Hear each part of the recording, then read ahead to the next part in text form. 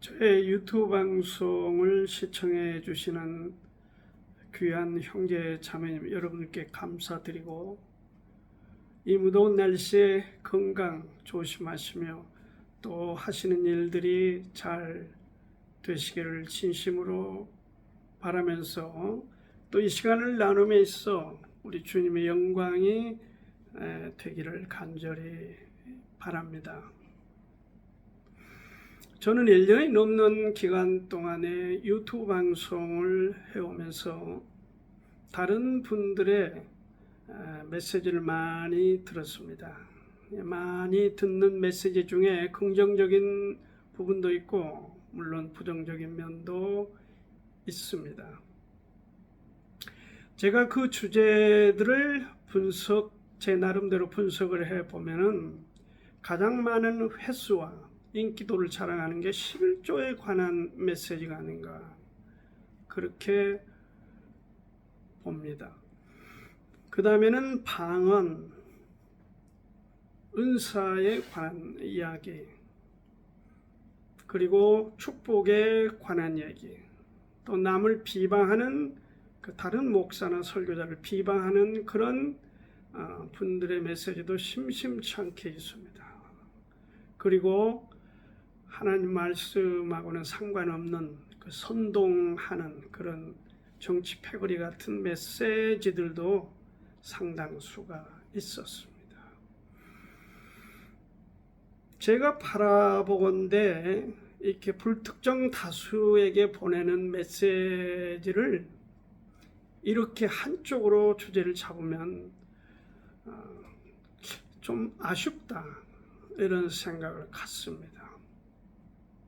신앙 성장에 도움이 되고 주님 안에서 천국으로 가는 길에 있어서 보다 성숙함을 드러낼 수 있도록 그렇게 돕는 메시지가 좀 더 많았으면, 그런 마음을 지울 수 없습니다. 여러분, 11조를 아무리 강조한들 그것으로 신앙 성장이 이루어질 수 있다? 그렇게 봅니까? 저는 아니라고 봅니다. 여러분, 방언을 강조해서 방언, 은사 한다고 그 신앙 성장이 정상적으로 이루어지는 본질 문제다, 그렇게 봅니까?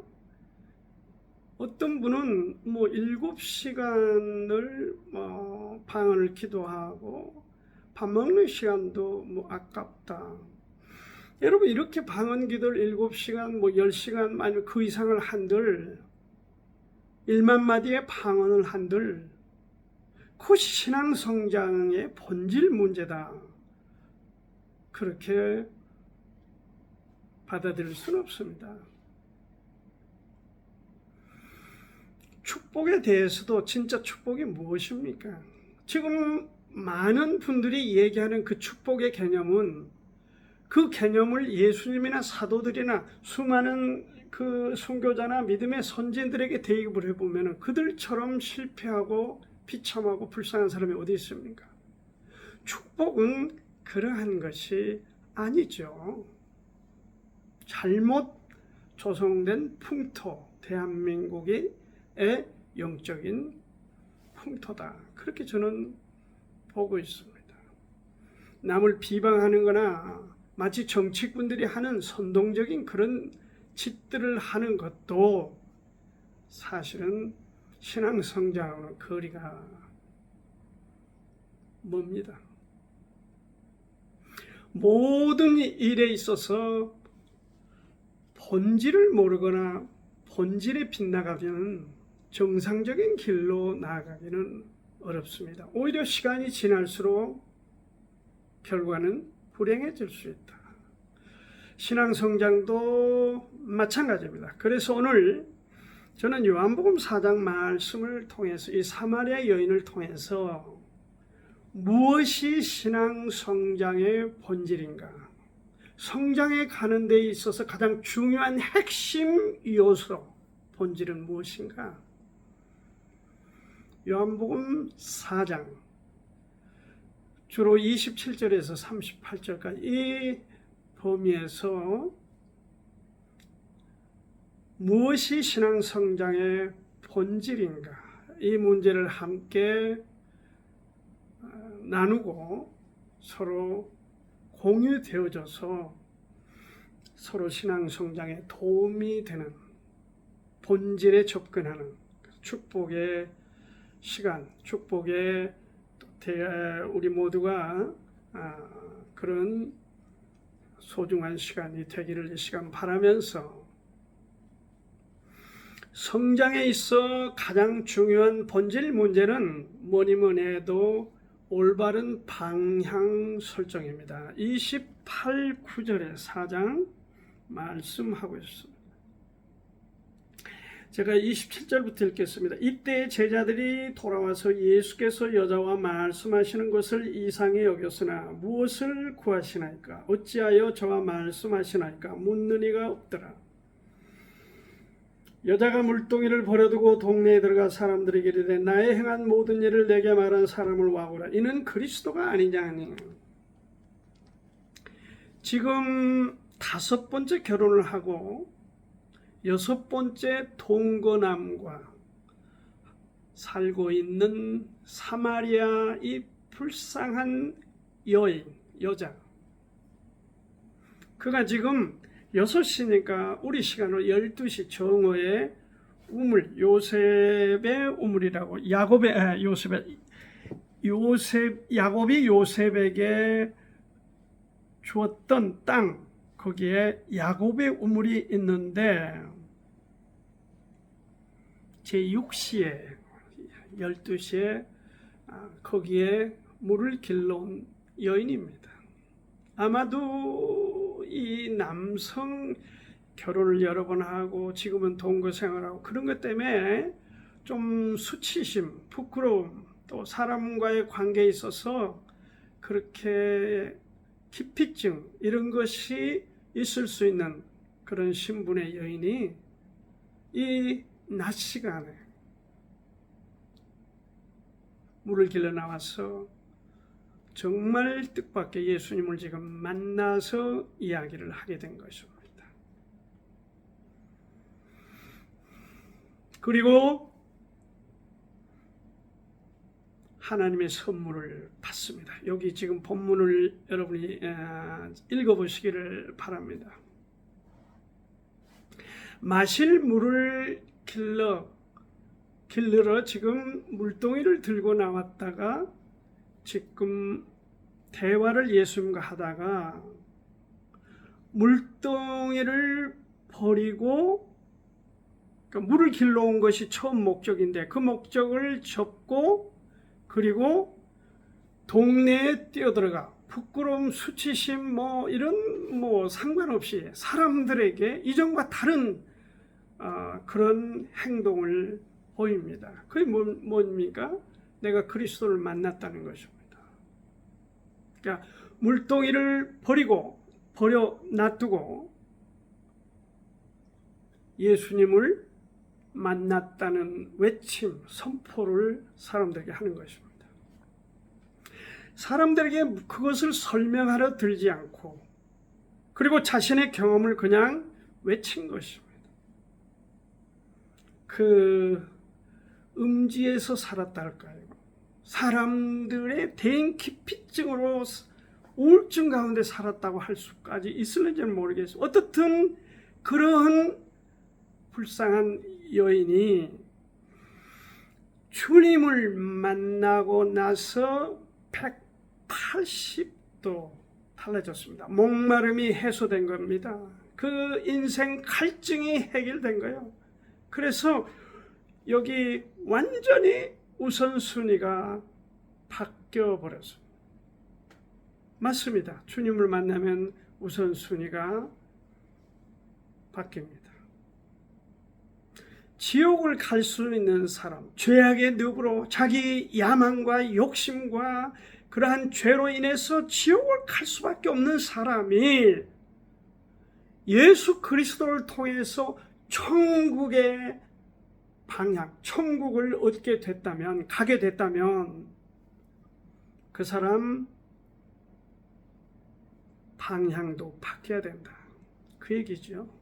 이게 본질 문제입니다. 신앙 성장의 방향 설정이 잘 돼야 된다. 누구나 주님을 만나면 달라져야 합니다. 달라집니다. 그래야 성장하는 것이죠. 그러면 여러분들에게 한번 물어보겠습니다. 나는 과연 예수 그리스도를 만난 이후에 그 이전과 이후가 달라졌는가? 변화되었는가? 목표가 달라졌는가? 방향이 바뀌었는가? 하는 문제를 물어보고 싶습니다. 달라지지 않았다면 사람들이 그 달라지지 않는 그 모습 때문에 놀랄 것입니다. 네, 그것도 놀랄 일 중에 하나입니다. 달라져서 놀랄 수도 있지만 너무너무 달라지지 않는 그것 때문에 사람들이 놀랄 수도 있다. 이렇게 말씀드릴 수 있습니다. 제가 사역 중에 한 자매 얘기입니다. 그 자매는 친정 엄마가 너는 어떻게 그렇게 살려고만 발버둥을 하냐. 너는 교회를 다니는 사람으로 예수님을 믿는 사람이 그렇게 달라지질 않냐. 그렇게 친정 엄마가 얘기했다는 얘기를 저에게 고백한 걸 들었습니다. 엄마가 놀란 겁니다. 뭐 때문에 놀란 거예요? 딸이 예수님을 믿고 구원받았다는데 달라지질 않은 겁니다. 변화가 안 된 겁니다. 그래서 엄마가 놀라. 엄마는 불교에 나간 분입니다. 사랑하는 크리스찬, 예수 그리스도를 주인으로 인정하고 그 삶에 하나님의 영광을 우선순위에 두고 살아가는 성도 여러분들에게 말씀을 드립니다. 우리는 달라져야 된다. 무엇이? 방향이 목표가 달라져야 됩니다. 그것이 여기 사마리아 여인을 통해서 우리에게 제시한 주님이 주시는 신앙 성장의 본질, 그 첫째 주제입니다. 두 번째는 이 가치관에 관한 겁니다. 올바른 가치관의 설정, 그것이 중요하다. 제자들의 관심은 무엇에 있었냐? 먹는 양식에 있었습니다. 그게 31절부터 보니까 그 사이에 제자들이 청하여 가로되 라삐오 잡수소서. 가라사대 내게는 너희가 알지 못하는 먹을 양식이 있느니라. 제자들이 서로 말해 누가 잡수실 것을 갖다 드렸는가? 제자들이 지금 주님과 대화를 주고받는 내용은 먹는, 우리 배를 불리기 위해서 쌀이나 무슨 이런 곡물이나 이런 음식에 관한 얘기를 제자들을 하고 있고, 거기에 그 수준에 머물러 있는 겁니다. 가치관이 먹는 것에 머물러 있다. 가치관이 세상에 머물러 있다. 가치관이 옛날 예수님을 알기 전에 그 수준에 머물러 있다. 그 얘기죠.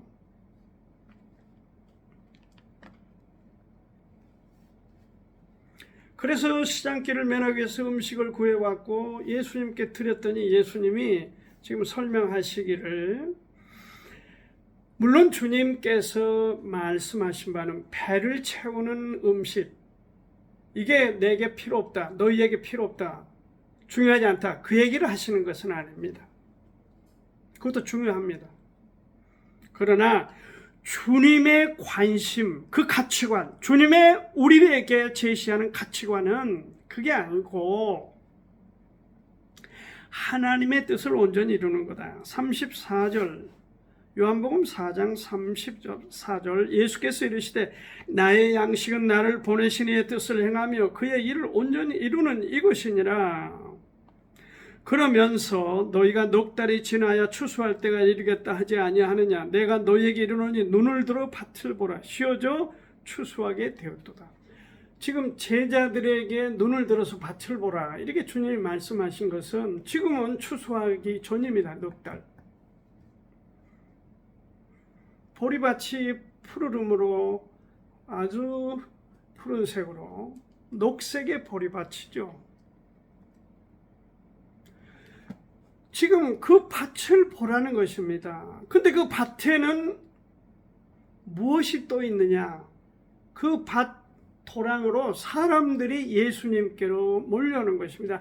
이 사마리아 여인이 변해서 동네에 들어가서 내가 예수님을 만났다. 그 경험을 선포하고 사람들에게 너희들도 나와서 한번 만나보아라. 그거를 촉구했던 이 사마리아 여인의 선포에 대해서 사람들이 그야말로 조금 과장하면 벌떼같이 몰려 지금 보리밭 사이로 예수님께로 밀려오는 것입니다. 야곱의 우물로 지금 나오는 거예요. 그 장면을 예수님이 제자들에게 보도록 하시면서 제자들은 그 보리밭에 관심이 있었지만은 먹을 양식에 관심이 있지만 주님은 밀려오는 사람, 영혼, 그 영혼들에게 관심이 계셨다. 그 얘기를 설명하고 있는 겁니다. 가치관의 차이죠. 이거 좁혀지기가 쉽지 않습니다.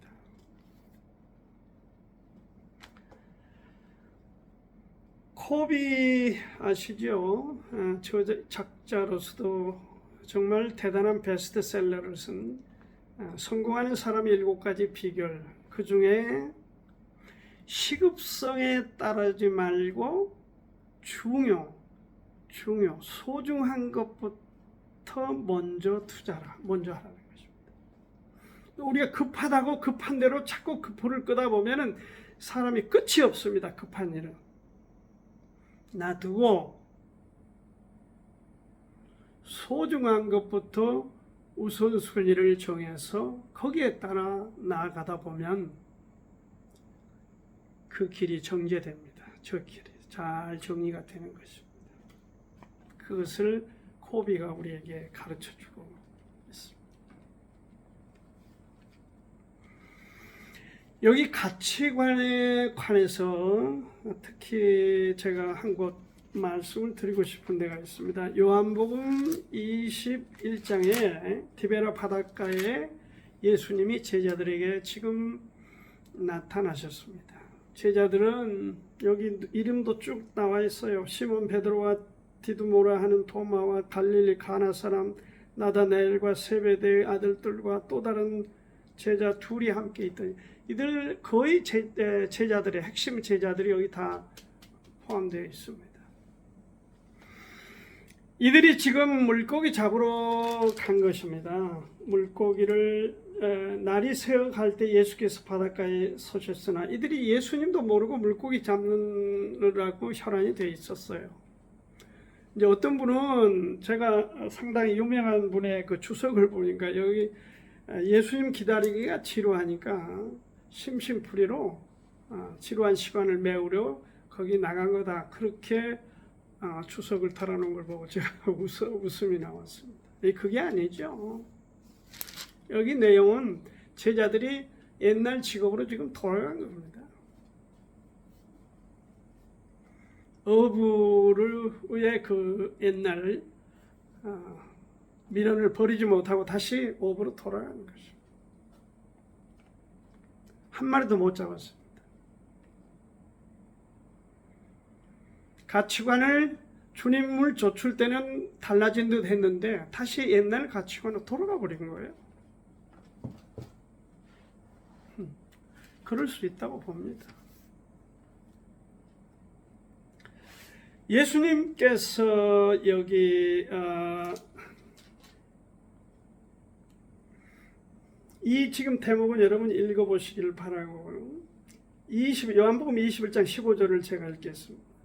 저희가 조각 먹은 후에 예수께서 시몬 베드로에게 이르시되 요한의 아들 시몬아 네가 이 사람들보다 나를 더 사랑하느냐 하시니 가로되 주여 그러하오이다. 내가 주를 사랑하는 줄 주께서 아시나이다. 가라사대 내 어린 양을 먹이라. 이 부분의 해석은 제 눈에는 오류입니다. 주님은 이런 표현을 쓰실 분이 아니고 쓰시지도 않습니다. 제자들을 상대로 베드로에게 네가 이 사람들, 너와 함께하는 동료, 나와 3년 반을 함께했던 이 사람들과 예수님 자신을 비교의식을 갖게 만들어요. 이 사람들보다 나를 더 사랑하냐? 그것은 아닙니다. 여기 원어에도, 헬라 원어에도 투톤, 영문에도 이렇게 번역해 둔 책이 있습니다. Do you truly love me more than these? this는 this, this의 복수죠. 이것들보다도 do you truly, 네가 진짜 love me more, 더 사랑하냐? 이것들보다, 이렇게 번역을 해야 이게 맞는 번역입니다. 이 사람들보다, 이것은 오류입니다. 이것들보다, 이것들이 무엇입니까? 그물, 이것들이 무엇입니까? 고기, 물고기, 이것들이 무엇입니까? 배. 다시 말해서 이것들에 관한 전체는 옛날로 돌아가 버리는 것입니다. 가치관을 다시 옛날 가치관 돌아가 버려요. 이것을 말하는 것입니다.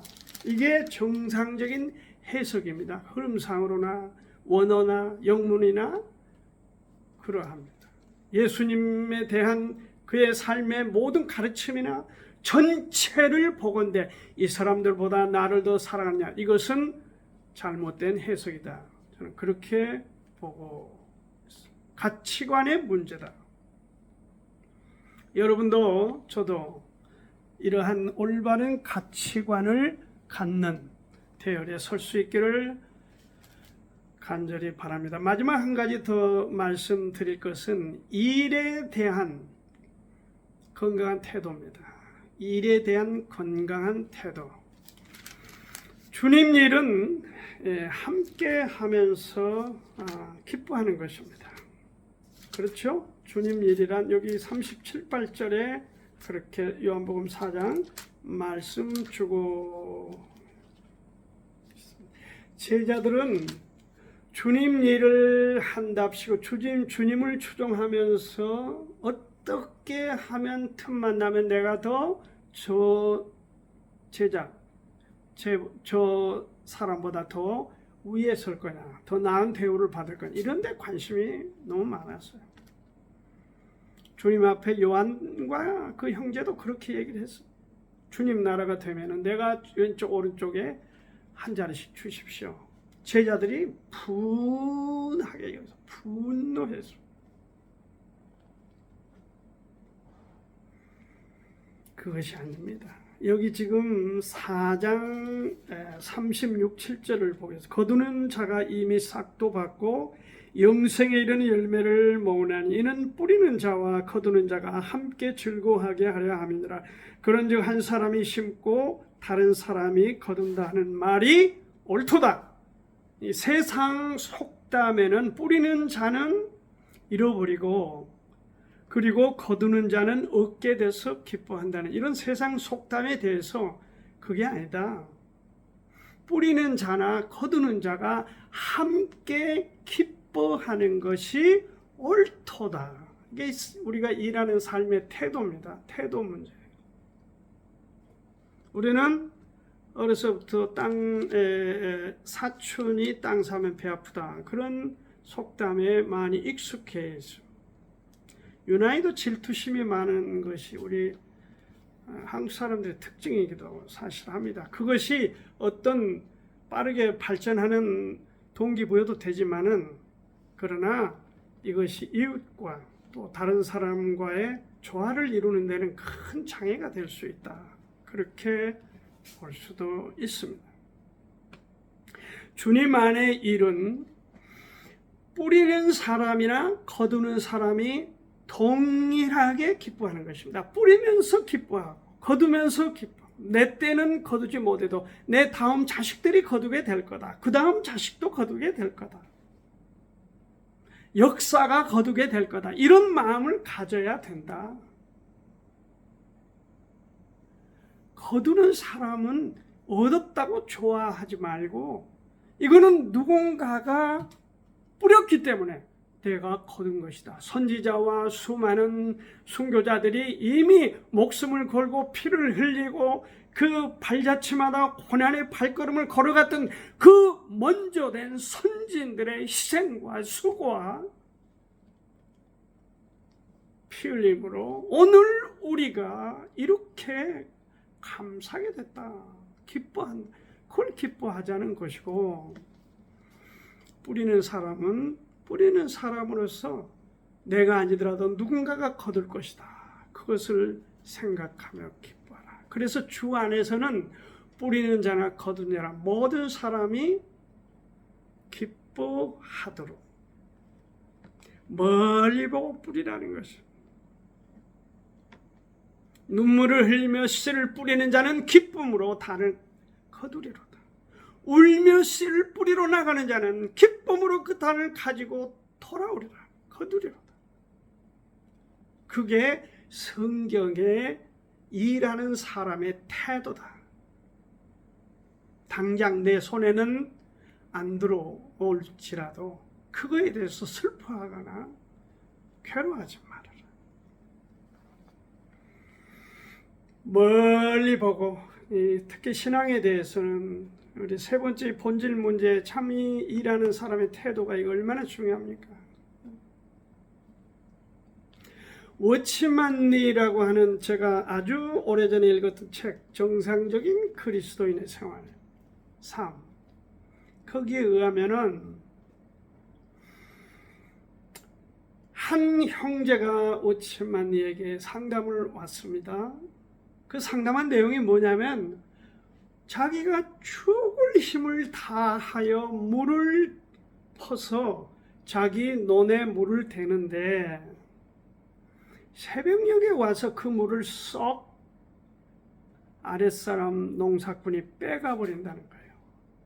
근데 한두 번이 아니고 계속 그렇게 되니까 열을 받아가지고 워치만리에게 이 형제가 상담을 온 겁니다. 이 사람은 크리스찬이에요. 워치만리가 어떻게 대답한 거 혹시 아십니까?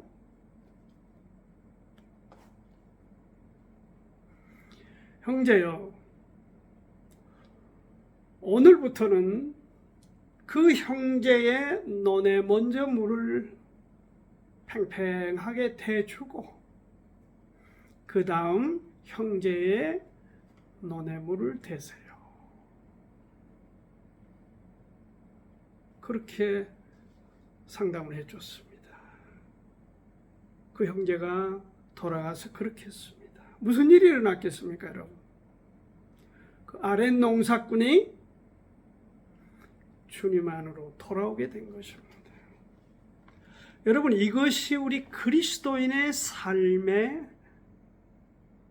아름다운 모습입니다.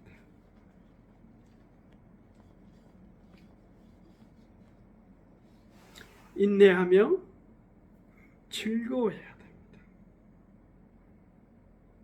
그것이 오늘 저와 여러분들이 이 세상 거칠고 어떻게 보면 험하고 이렇게 자기밖에 모르고 오직 우리만 울타리를 치고 사는 것 같은 이런 세상에서 우리가 건강하게 살아가고,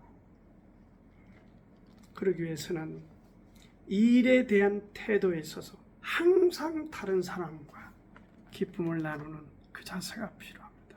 가장 중요한 본질은 올바른 방향입니다. 그리고 올바른 가치관입니다. 올바른 일에 대한 태도, 그것입니다. 그것을 통해서 여러분과 제가 교훈을 받고 남은 삶의 생애가 풍요로워지기를 축원합니다.